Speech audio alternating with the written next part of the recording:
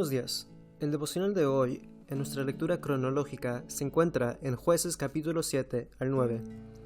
El libro de Jueces nos narra el círculo vicioso de infidelidad del pueblo de Israel. En estos capítulos vemos el mismo círculo manifestado en la vida de Gedeón.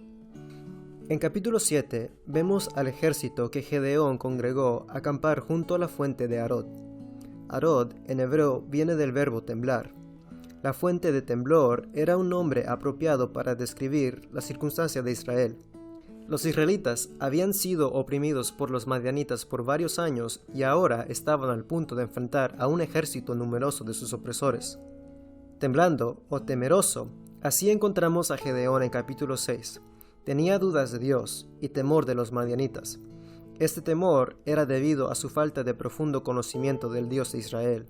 Gedeón había escuchado acerca de las maravillas que Dios hizo en Egipto, pero años de idolatría, años de adorar a Baal, había llevado a Gedeón a dudar a Dios. Tanta duda había en Gedeón que en capítulo 6 le pidió 2 veces a Dios que le diera una señal. Esto lo vemos en versículos 18 y 36 al 37. Regresando a la fuente de temblor, Dios quería asegurarse que la lección les quedara clara a todos los israelitas. Ellos iban a derrotar a Madián, pero solo porque la victoria vendría de Dios. Así que tal como Gedeón había probado a Dios, ahora Dios prueba a Gedeón 2 veces.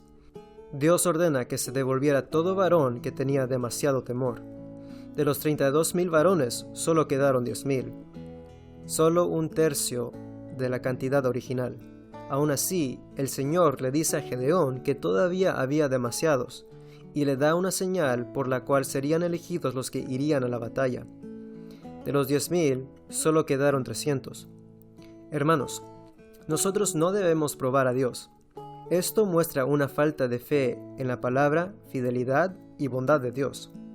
No le digamos a Dios, yo haré lo que me mandas, pero primero, muéstrame una señal. No busquemos forzar que Dios hable por medio de algo que podemos ver. Muchos cristianos inmaduros intentan escuchar a Dios en una canción o en un sueño, o cuando abren la Biblia al azar para ver si quizá Dios les dirá algo. Más bien, aferrémonos a la palabra de Dios. No busquemos señales. Si Él ha dicho, así debe ser. Y si deseamos señal, vayamos a la cruz donde Dios nos mostró su gran amor. Interesantemente, Dios asegura a su temeroso siervo Gedeón en Jueces capítulo 7, versículo 9. Aconteció que aquella noche Jehová le dijo, levántate y desciende al campamento, porque yo lo he entregado en tus manos. Y si tienes temor de descender, baja tú con fura a tu criado al campamento, y oirás lo que hablan, y entonces tus manos se esforzarán. Con todas las señales que Gedeón había pedido, aún tenía temor. Pero Dios, en su gracia, lo fortalece, por medio de la interpretación del sueño que escuchó ser contado en una tienda de los madianitas. Dios estaba infundiendo en los madianitas el temor al pueblo de Israel. Al escuchar este relato, Gedeón cae en adoración a Jehová y se levanta con valentía del Señor, listo para la batalla. Al fin, Gedeón tenía confianza en Dios. Desafortunadamente, después de la victoria milagrosa con los madianitas, vemos que el temor que fue reemplazado con valentía, después se vuelve en orgullo. Gedeón persigue a los madianitas al lado oriente del río Jordán. Allí, Gedeón pide alimento para su ejército de los habitantes de Sucot y Peniel, pero es rechazado.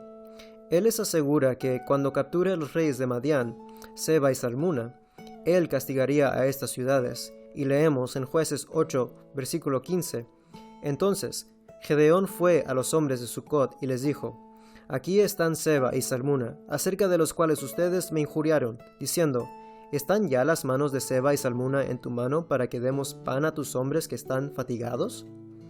Entonces tomó a los ancianos de la ciudad, y espinos del desierto, y cardos, y con ellos castigó a los hombres de Sucot. Derribó la torre de Peniel, y mató a los hombres de la ciudad. Después leemos que Gedeón no estaba persiguiendo a estos reyes para la liberación de Israel, sino porque Gedeón quería vengarse de sus hermanos que éstos habían matado. Vemos en capítulo 8, versículo 23, que aunque Gedeón rechaza el reinado de Israel, porque declara que Dios era el rey, Después, toma la adoración de Dios en sus propias manos. En vez de buscar y seguir lo que Dios había mandado a Israel, en vez de ir y adorar en el tabernáculo, Gedeón guía al pueblo a adorar a su propia manera. Al pesar de su rechazado del reinado, leemos que Gedeón vivía como un rey. En versículo 30 se dice que tenía muchas mujeres y por lo tanto muchos hijos, como hacían los reyes paganos. Tuvo un hijo por medio de una concubina cananea, a quien le llamó Abimelech, que traducido significa mi padre es rey. Vemos entonces a este hombre Gedeón, primero lleno de temor, llamado y ayudado por Dios, pero después un hombre que se enorgulleció a tal punto que decía que Dios era rey sobre Israel, pero que vivía como si él fuera el rey. Hermanos, si por medio del Espíritu de nuestro corazón fluye Jesús es el Señor, debemos vivir de acuerdo a esta confesión. Debemos andar humildemente, recordando nuestra debilidad y la fuente de nuestra fortaleza, que solo encontramos en Dios. Si no, corremos el riesgo de enorgullecernos y pensar que todo lo bueno que hacemos, lo hacemos en nuestras propias fuerzas. Recordemos, ante la cruz de Cristo, ninguno tiene de qué jactarse. Nuestra salvación no fue ganada por nosotros, y aunque trabajemos arduamente por la causa del Evangelio, es Dios quien produce en nosotros tanto el querer como el hacer. Si hemos de jactarnos, que sea solo en la gracia del Señor. Digamos con Pablo, en 1 Corintios, capítulo 15, versículo 10, pero por la gracia de Dios soy lo que soy, y su gracia para conmigo no resultó vana. Antes bien, he trabajado mucho más que todos ellos, aunque no yo, sino la gracia de Dios en mí. Bendiciones, amados.